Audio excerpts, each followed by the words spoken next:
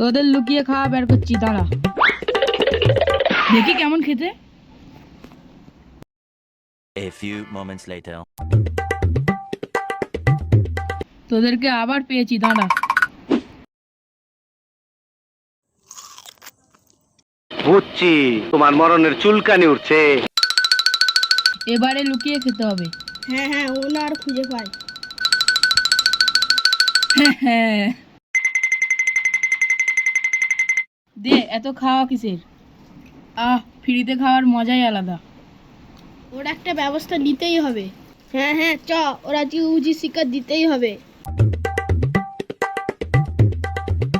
পেয়েছি, আজকে সবটা সাবার করতে হবে।